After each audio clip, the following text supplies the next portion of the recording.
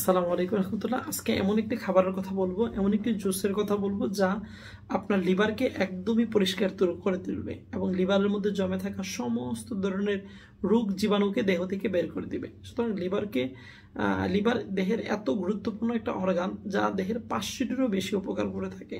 Liver আমাদের দেহের 500টিরও বেশি উপকার করে থাকে। লিভার সুস্থ রাখতে হলে আপনি আজকে যেই রেমেডি বা যে জুসটার কথা বলবো এটা খাবেন। ফার্স্ট ওয়ান, এই জুসটা বানানোর জন্য আপনাকে আমলকি প্রয়োজন, 1 বাটি আমলকি প্রয়োজন। আমলকির মধ্যে প্রচুর পরিমাণ ভিটামিন সি রয়েছে, অ্যান্টিঅক্সিডেন্ট রয়েছে, ম্যাগনেসিয়াম রয়েছে, ভিটামিন B5 রয়েছে, ভিটামিন B6 রয়েছে।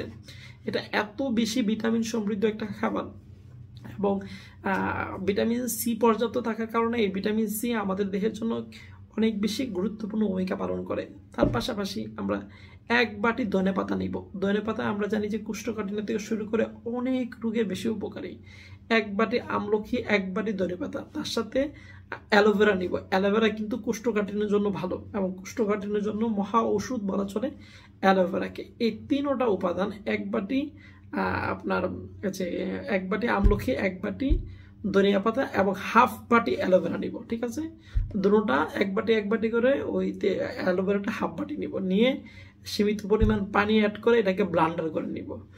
ব্লান্ডার করে প্রতিদিন 1 গ্লাস পরিমাণ গ্রহণ করব।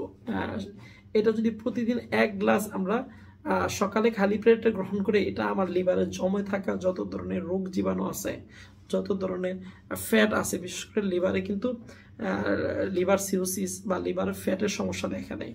সুতরাং এই ধরনের সমস্যা থেকে এবং লিভারে জমে থাকা অনেক ধরনের জীবাণু যার কারণে লিভারটা খুব বেশি কালচে দেখা যায়, যাদের লিভার রোগে আক্রান্ত থাকে, ওই লিভারটাকে পরিষ্কার করে একদম আপনার যুবক ব্যক্তিদের মতো লিভার হয়ে যাবে ইনশাআল্লাহ তাআলা এবং সুস্থ লিভারে পরিণত হবে।